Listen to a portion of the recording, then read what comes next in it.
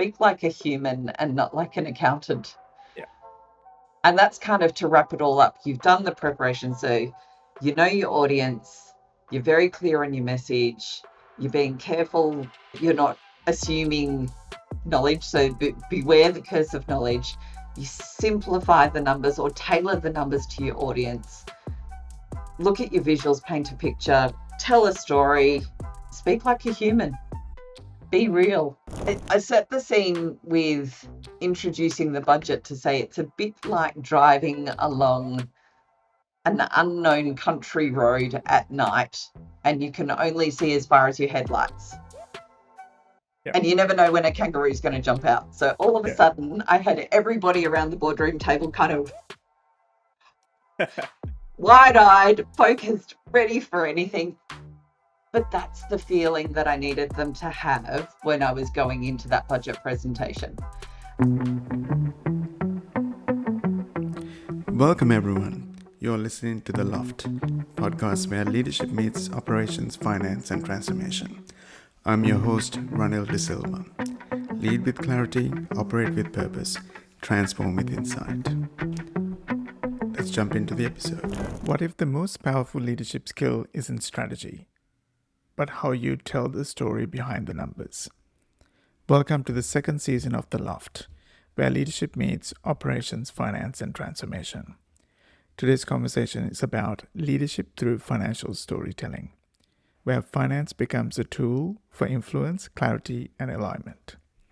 I'm joined by Karma Auden, a CFO, non-executive director, and a leading voice in financial storytelling, known for helping leaders turn numbers into insight and insight into action. Karma has built a career at the intersection of finance, communication, and leadership, with a clear mission to bridge the gap between technical financial language and real-world decision-making. As she often says, the numbers are never the story. The story lies in the decisions, trade-offs, and meanings behind them. Her work focuses on helping leaders move beyond reporting to true understanding, using storytelling, clarity, and human connection to make financial insights land, influence decisions, and build trust across organizations. Because in complex environments, leaders don't just need better data, they need better narratives. This is a conversation about real leadership, where finance becomes a language of influence and storytelling becomes a leadership capability. Because leadership today is not just about what you decide. It's about how clearly you communicate, how effectively you align, and how powerfully you inspire action. Karma, welcome to the L.O.F.T. Thank you, Ranil. It's great to be here. You're looking great. I haven't seen you for about 10 years. Is that right? I met you in Abu Dhabi, I think, about 10 years ago. Yeah, it was about 10 years ago. And then it's been about 16 years since we've worked together. 17 Wow. years even. Wow. I remember the good old colonial days. It was a great, fun environment, but also challenging and exciting. But love to hear your story. What have you been doing all this time? Wow. I think we've both had some exciting adventures and been around the world. So, having never left Australia, my first trip overseas was for a job interview after a random phone call from a recruiter in the Middle East. And I tend to be a person who says yes to things because quite often when opportunities present themselves, you need to leap for it. So I said yes to a phone call, and at the beginning of 2009, landed in Abu Dhabi in the United Arab Emirates, fresh-faced and never having lived overseas. Joined a local real estate company over there, and I was the only native English speaker in the finance team. So that was very interesting in and of itself. Spent 8 years in the Middle East doing a variety of things, and then my husband and I decided it was on our own terms. It was time to come back home to Australia. But I think I had a renewed purpose, having had a really solid foundation working in real estate and property. my last role in the Middle East was actually working for a not-for-profit in the education space. And you would understand this. For me, it really changed the way that I resonate with the work that I do, because you can do it. You can be an accountant and use your powers for good instead of evil. Well, use your powers for a purpose, which I think really resonated. Yeah. So having been back in Australia now, wow, almost 8 years, I found myself in the higher education space. So working for a university, which universities are kind of 5 or 6 businesses in one with the amount of activities that are going on. But I think that really resonated in that you're supporting education. So you're supporting education and the learning and development and the creation and discovery of new knowledge that can lead to better lives for those who take advantage of it. Oh, what an exciting journey. I think you must have been one of those early groups who actually went to the Middle East. And a lot of people actually moved to the Middle East after a few years after you left, started building their careers up there. How was it? How was the change moving from Melbourne, which is a pretty exciting place to live, to moving to Abu Dhabi? Look, a lot of people would ask, particularly being a woman, how it was living in the Middle East. And look, you do need to take into account different cultural differences, but I think for me, it was part of the learning.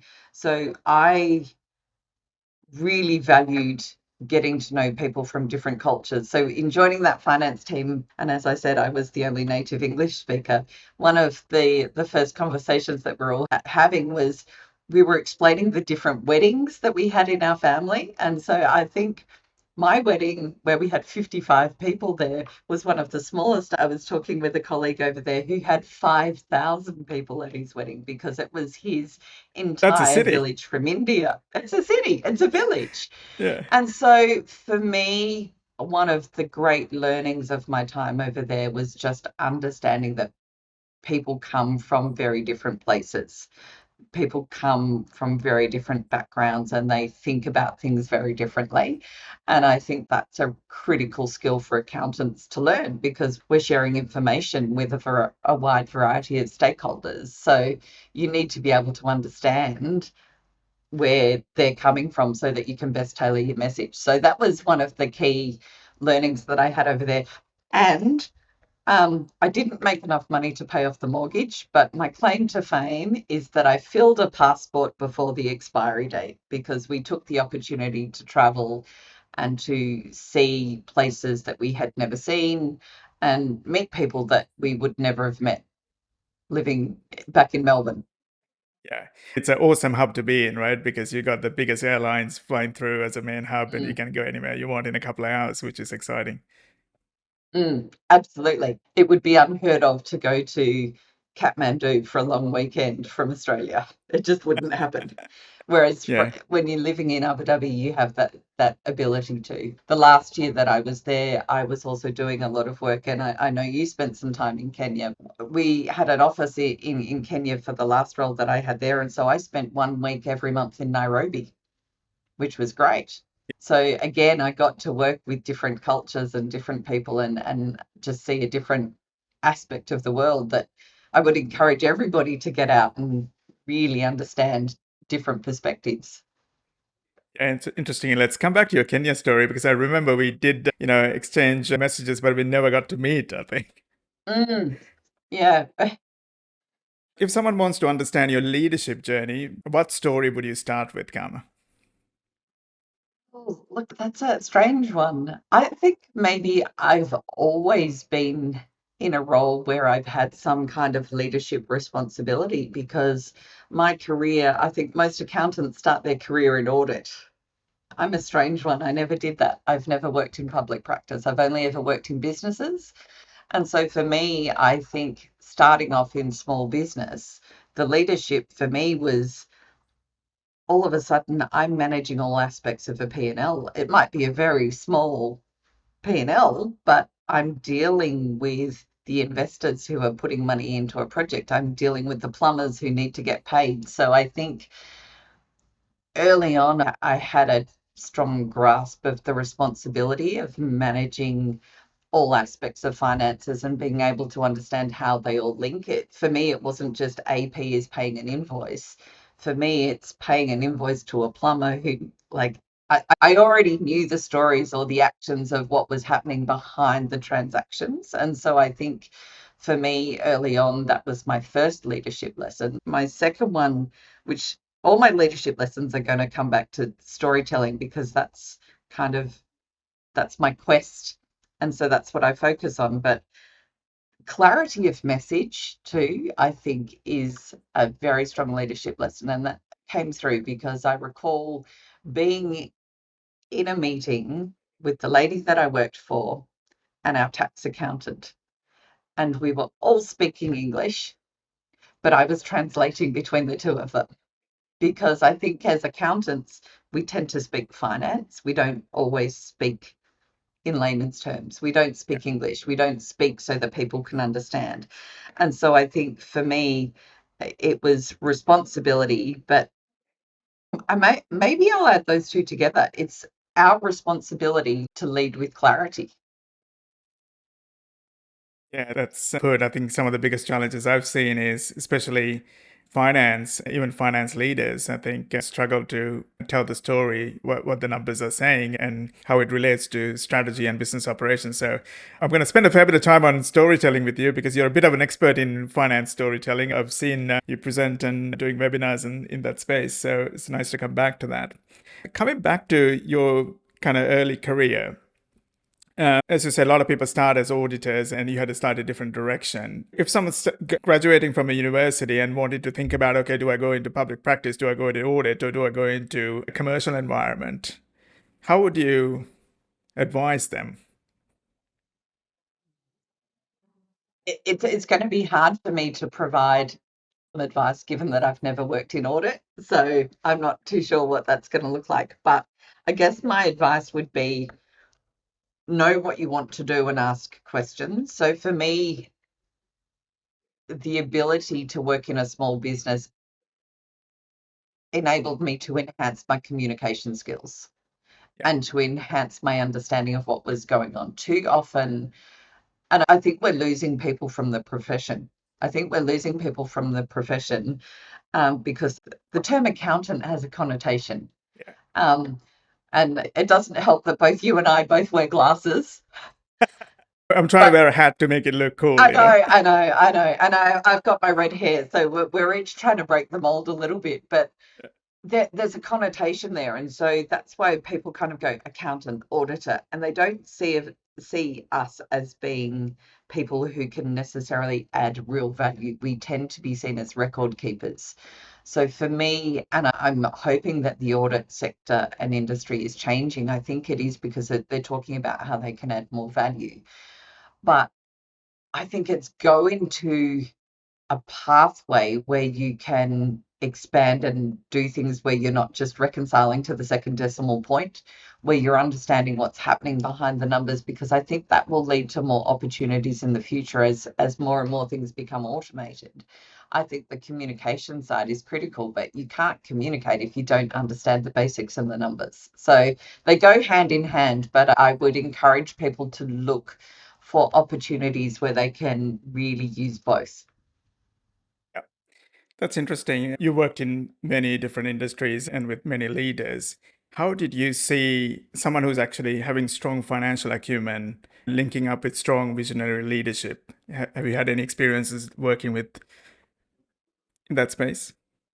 I think we were lucky, and then you would have experienced it, because I think having worked in a very commercial organisation, so back when we were working at Colonial, the leaders there understood the numbers. And I think that really helped, because it was quite often about the numbers. When you're working on a new development, you needed to produce an executive paper if you were even going to be 1 or 2 cents over budget on your development project.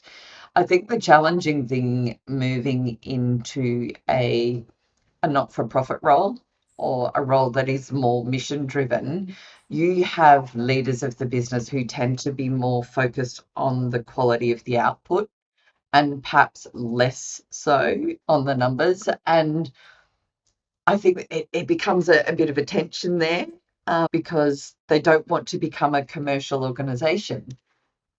because you're about delivering the purpose. But I think that the lens that I bring to that, and I try to bring to that, so I think it's trying to influence other leaders to develop their financial acumen, to say, if you want to be here for a long time, to keep delivering the purpose that you're trying to deliver, you need to look at the numbers, and you need to understand how you can deliver that while still maintaining some sense of commerciality. You're not trying to make a profit, but you still need to at least kind of make a break even or be able to reinvest, because if you keep going backwards, then you're not going to be able to keep doing the good things that you're doing. So I think it's a challenge in the not-for-profit or the for-purpose sector, but I think it's one that's slowly changing now. I don't know if you see that, but that's certainly the view that I take. Yeah, it's interesting. I think really understanding the data, the analysis, and really being able to kind of communicate that is becoming a quite important part of a mission-driven organization these days. But I want to unpack a little bit more about what you just said around it's slightly different working in a mission-driven organization. And how would you really communicate the financial trade-offs in those kind of environments? This is a challenge that I go through every day, Ranil. Yeah. And I think for me, you need to develop a solid foundation, and that solid foundation is developing relationships with your key stakeholders across the business. You can't engage in the discussions that you need to be able to have when you've got that friction of quality versus kind of cost or value. You can't have really valuable discussions in that area unless you have a solid relationship. So you're never going to be able to sort that out. It's going to be very challenging to sort that out when you're very new to a university or an organization. You need to develop the relationships and understand where people are coming from, so that you're not seen as somebody who's just coming in with a red pen and slashing their budget. You need to understand what it is that they're trying to achieve and how they're delivering. I've delivered a number of messages through budgets and whatnot, and trying to elevate the financial literacy of everybody in this organization. And one thing that I always say is, I will always listen to you. And so I hope that that will encourage people to approach me and share where they're at. But I have a caveat, and that is, if I listen to you, doesn't mean that the answer to your request is going to be yes. Because often that's what people think. Oh, the CFO listened to me. I'm going to get my budget. The emphasis that I'll put on that is, the answer won't be yes, but you'll know why. So you'll know why it's not yes. Well, you'll know why the answer is no or not yet. And I think that builds trust, so that you can have those discussions and you can say, look, you really want to work on this initiative, but we've got a priority in another area at the moment. How about we pause it for now and we can revisit? So it's making sure that you're having a conversation. I think you don't want to be the CFO with big red no button. Yeah, that's true. I think too often that's what people see. So for me, it's about fostering relationships so that you've got the trust to have those conversations. Yeah, it's interesting. You talked about the big red no button. I think that's what I feel when a lot of people present a business case or a scenario. Quite often they're ready for this, oh no, he's going to say no. But I strongly believe that I usually use this method around what is the ask and what is the offer, right? Every ask needs to come with an offer. So I always, when people are to come and pitch a business case, I always talk about that first before they go into the details of it. So they get a bit more comfortable. Okay, I can get something out of this guy before I leave. Actually, okay, I might take a leaf out of your book, Ranil, and add that in and try that on and see how we go. Yeah, great. So we're going to have a short break at the L.O.F.T, and when we come back, we're going to really unpack your storytelling around finance. Looking forward to that. Awesome. Look forward to it. Great. So we're going to have a short break at the L.O.F.T, and we'll be back with Karma. Excellent. Awesome. See you then. We are taking a short break at the L.O.F.T. If you are enjoying this episode, please go online, like us, follow us, and subscribe at theloft.club. We'll be back shortly. So, Karma, welcome back to the Loft. Great to be back. Before we went on the break, we talked a little bit about storytelling, and I really want to unpack that with you. You're one of the best finance CFO storytellers that I've seen going around in certain circuits. So, tell us a little bit about what inspired you to really get into finance storytelling. I think for me, it's always been there, but kind of just below the surface. But when I came back to Australia after being away in the Middle East for 8 years, I came back here and I landed in a finance role, but I went, there's something missing. There's something more that I need to focus on here. And I didn't quite know what my calling was, and I was kind of toying around with it. And then it kind of hit one day. And this was just as storytelling was becoming really popular in the business world. But it tends to be from a marketing perspective. And it's storytelling where you're talking about what you're doing or your brand story, and I can see you smiling. So you get this. Accountants are a different breed, aren't we? So accountants tend to like, a lot of accountants are very black and white, or we like a framework. So I think for me, you couldn't necessarily bring somebody in from a marketing background or a sales background to talk about storytelling, because we wouldn't have that connection. It wouldn't resonate. So I attended a few different storytelling workshops with some of these people who do storytelling. And I work with a group in Chicago, and I still do now. And we have monthly catch-ups, and I'm the only person from Australia, so I'm always saying good morning as they're saying good evening, and it's a bit like what we're doing now. Yeah. But I figured I need to explore this a little bit more, because I've got a foot in both camps. And what I was talking about before, when I had that realization about clarity when I was sitting down with the business owner and the tax accountant, and we're all speaking English, but nobody understood each other. I thought there's got to be something more here. And for years now, we have seen too many courses that are about finance for non-finance managers. So it's putting the onus on the non-finance people to learn the language that we speak. And I thought, we've got to change that. What if we flipped that? And we said, can we do non-finance for finance? What if we change the script so that rather than people trying to learn finance, how do we change the way we communicate so that we can bring others along on the journey? And so that's what kind of prompted me on this path, to see if I could come up with some tips and tricks to get accountants and people who work in finance to start thinking a little bit differently about the work that we do and how we communicate it. So that's where it all kind of started from. And so I've fallen into the world of storytelling and story arcs and hero's journey and all of these things, but it's how do we apply it to what we do, which is interesting. So I've come up with my 7 steps to financial storytelling. So I'm happy to take you through that if that would be useful. That sounds great. So tell us a little bit about this 7 steps of storytelling. That sounds exciting. Okay. It is exciting. And they're all just things that we should be doing anyway, but it starts off with know your audience. We spoke about that a little bit earlier, is you need to understand where your audience is coming from, what keeps them awake at night, so that you can tailor a message to them. So part of that is going down the path of doing kind of stakeholder mapping or empathy mapping, so that you can understand where they're going from. And these are not things that you learn in accounting studies. So I'm trying to bring kind of the human side. So you've got to start with know your audience. And then once you know who your audience is, so step 1, know your audience. Step 2 is clarify your message. So at the end of a presentation, what is the one thing that you want people to walk away with? So you'd be very clear on the message that you're looking at. I don't know, Ranil, have you ever heard of the term curse of knowledge? Yes. Yeah. Yeah. So beware the curse of knowledge, and that's basically a step where it's a warning to ourselves. Just because we know something doesn't mean that somebody else knows it.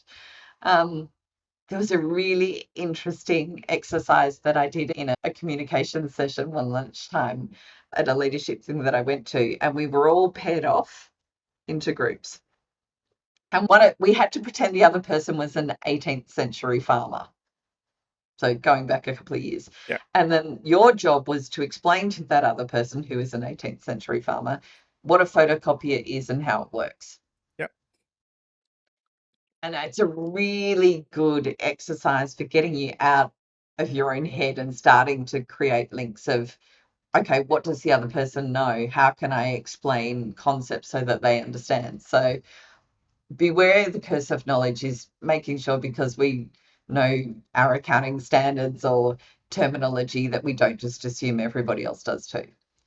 And they're kind of my foundational steps, if you will, is kind of setting the scene. And then you move on to, okay, if you're delivering your message, what steps have you got? And the first one there, so step 4 in my framework, is simplify the numbers. I think too often, because we like Excel sheets and we like reconciling to the second decimal place, whenever we're quoting numbers, quite often an inexperienced person will quote the full number regardless of their audience. Now, if you're talking to a C-suite or a board, they're not interested in the second decimal point. They're interested in kind of how many millions or how many hundreds of thousands, or if depending on the organization, it could be billions, couldn't it? But you need to simplify the numbers so that you match them to the audience that you're dealing with. Painting a picture is a reference to the visuals that you use. So consider what visuals are most appropriate. I don't know about you, but I've found that in recent years, with so many tools coming online that can make creating visuals so easily, I think we're drowning in dashboards. So I think we're drowning in dashboards and we're missing the insights. So for me, painting a picture is making sure that you get that just right. And that you use something that is supporting your message rather than, here's all the information. The answer is in there. Well, can you tell me where it is? Well, no, I've got to use this filter and that thing. Like it's too much. It's overwhelming. My next one is kind of the storytelling bit. So it's tell a story. And when I say tell a story, we don't need to start with once upon a time. It's using things like analogies, metaphors. I almost see a financial statement as chapter headings of a book. So what's happening in our revenue? Where's the story there? What's happening in our payroll? Where's the story there? It's bringing those things to light. So if I go back to COVID years, and that was very challenging for everybody, but I don't know about you, but I found like we were almost reforecasting we just finished, we do a forecast and then we were reforecasting again. And so when it came to doing our annual budget presentation for the council, so I was working at a university, so the board, I thought I've got to use something here to really set the scene so that they understand where we're going at. Now, a lot of your audience, Ranil, I guess, are going to be not in Australia, so I might have to set the scene a bit here. At that time, I was working in Australia's capital, so in Canberra, which is known as the bush capital. So it's surrounded by many country roads and you don't have lots of street lights. And yes, we do have kangaroos. I set the scene with introducing the budget to say it's a bit like driving along an unknown country road at night and you can only see as far as your headlights. Yep. And you never know when a kangaroo is going to jump out. So all of a sudden, I had everybody around the boardroom table kind of wide-eyed, focused, ready for anything. But that's the feeling that I needed them to have when I was going into that budget presentation. And so it's coming up with an appropriate story to set the scene to deliver what you need to deliver. So that's my kind of storytelling step, which I know it's 7 steps of financial storytelling, and that's number 6. The last one, which I also think is they're all important, but this is one of the most important, is I say speak like a human and not like an accountant. Yeah. And that's kind of to wrap it all up. You've done the preparation, so you know your audience, you're very clear on your message, you're being careful, you're not assuming knowledge. So beware the curse of knowledge. You simplify the numbers or tailor the numbers to your audience. Look at your visuals, paint a picture, tell a story, speak like a human, be real. And so for me, that framework, it sounds quite simple, but it's amazing how many people actually don't think about that when they're looking at the numbers. So I've found that even if people take one aspect of that, it can change for the better the way they do their work. I love your 7 steps to finance storytelling. Are you going to write a book about it? Well, that's the plan. No, That's the plan. yeah, that is great, because quite often I see even a lot of the finance leaders not understanding the audience is a huge concern. I give presentations, but also I've sat through a lot of different conferences and presentations. Sometimes leaders who work for large organizations can't seem to understand the audience that they're presenting to, right? So they lose them from the first minute of the conversation. And one of the things that I always tell people is around keep it simple. Always try and talk in 3 things, because if you tell 5 things, 7 things, people probably won't follow you. So what are the top 3 things that you want to highlight in your conversation, especially if you're presenting numbers, that kind of resonates with the audience? If you can't get the first 3 things, then I think 4, 5, and 6, and 7 people probably forget. Yeah, and that's a good point. And that's why if I look at, I've got more than 3 things in my 7-step framework, so I'm already breaking your rule. But if I break them up into 2 components, I've almost got 3 foundational steps, which you do before you do anything. So you've got to know your audience, be clear on your message and the warning. Don't assume that people know what you already know. So I think that that's clear.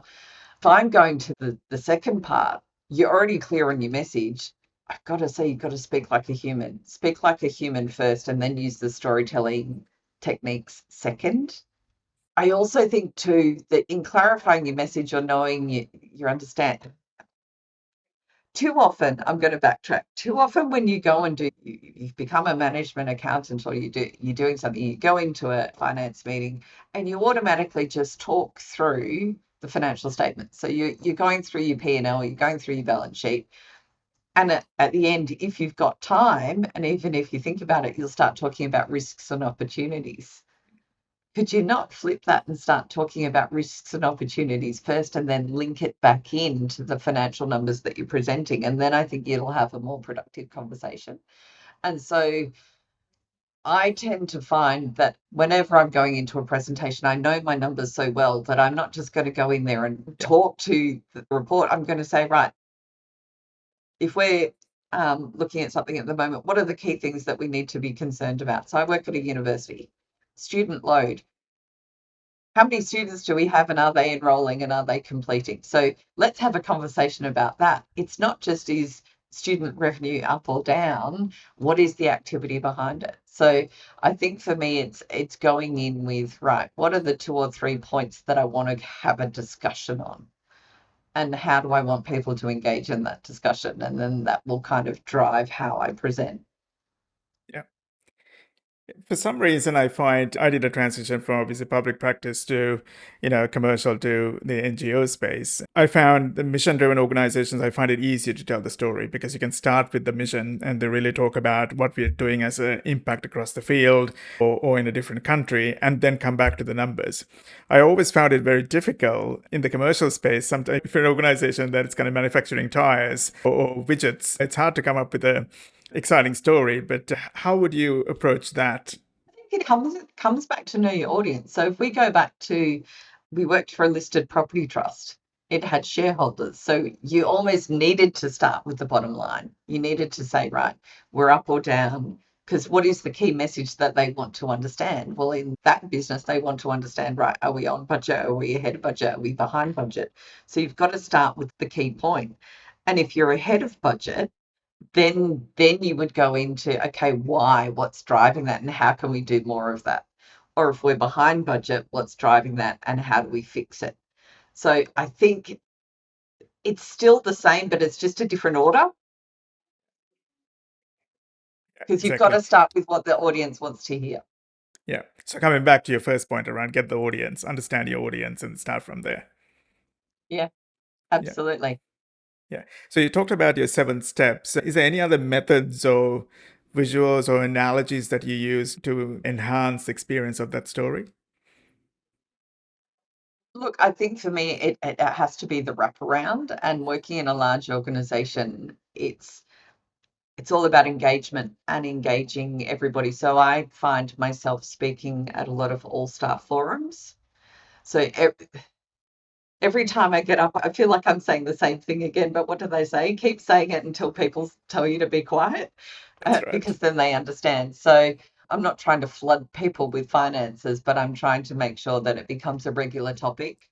One thing I'm keen to start up this year is short, sharp podcasts explaining key financial terms. So it might be, right, here's a 5 minute explanation on how government funding works in this category, or here's a 5 minute explanation on a system that we're using to ensure that our payments are secure. So anything that tends to come up in discussions with my team as a point of friction or a point of conflict, well, then let's create a podcast on that and get it out there so people can spend 5 minutes and then hopefully understand it. So that's the approach for 2026, Ranil. I mean, I was going to ask you about any special projects. You've already kind of touched on that a bit. Welcome to the podcasting community. I think that's an exciting way. I mean, that's a great way to get some of these interesting, complex topics into a bite-sized portions and get people to listen to it. We've done something very similar in our organization, kind of transforming all the operations and finance manuals into a podcasting series, which is quite exciting to do, but also quite easy to do with technology these days.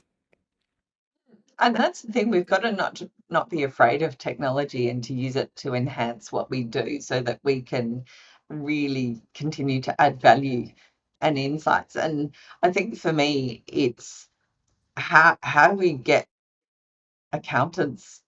I'm on a quest, Ranilla. I'm on a quest to turn accountants into storytellers. So, how do we give accountants the confidence and the skills to be able to get out from behind the desk and really work with people in the business and not be seen as back office or back room people who are crunching numbers? I think the future is bright. It's exciting. It's the way I've always operated. So maybe that's why I'm looking forward to it. But it's how do we give others the confidence to move forward in that space as well, and then get the business feeling happy to engage with us and involve us in decisions earlier, so that we can really add value and support the trajectory that we're trying to achieve.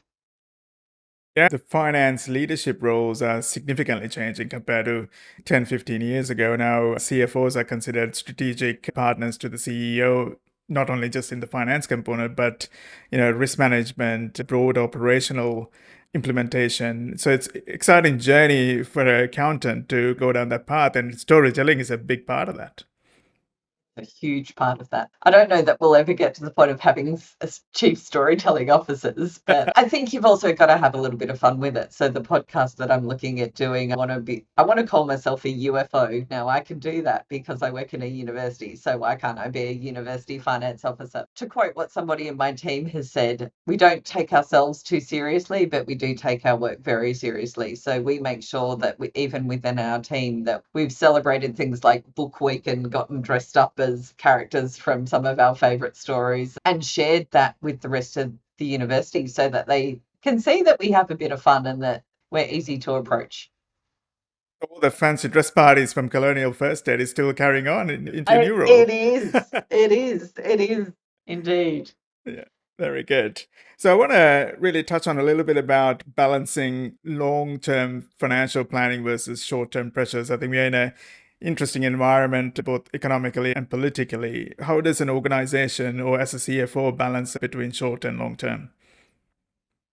I think that's one of the key challenges that we still haven't all resolved. I think too often we focus on the short term because that's what we know and that's what we can control sooner. I think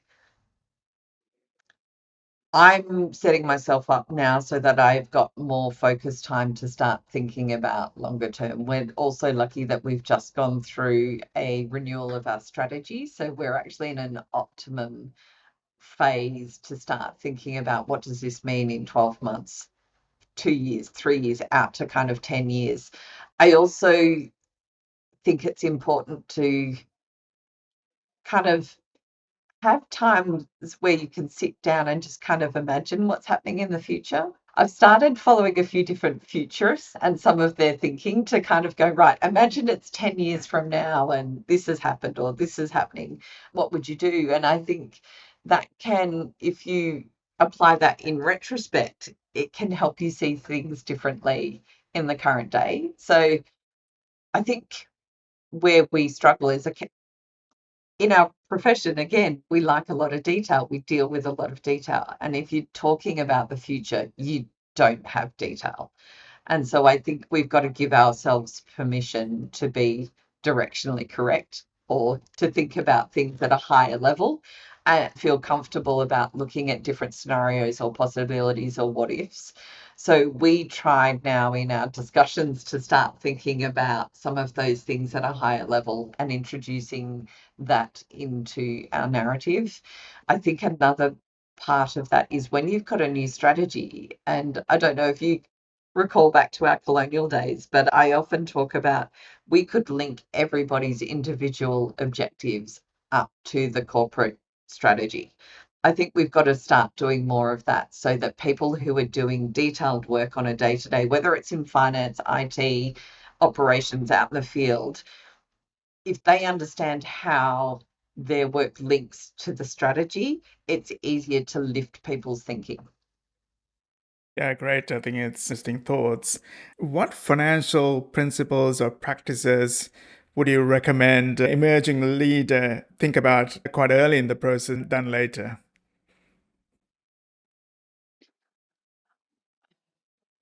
I think for me, it's how can we ensure that we're kind of directionally correct? And so financial principles for me is if you're working on a new project, what are the 2 or 3 key ideas that you really need to get your head around? What is going to drive the results? So if I'm going back to kind of drivers, what are the 2 or 3 drivers that you really need to get your head around for whatever project it is that you're looking at, and start from there.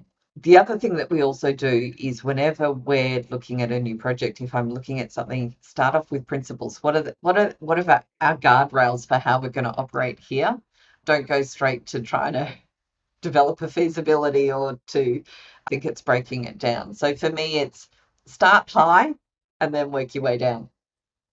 Yeah, awesome. Great advice. And I think you spoke a lot about, learnings here around storytelling and what to approach. But we're coming to an end of our podcast together, Oh, Karma.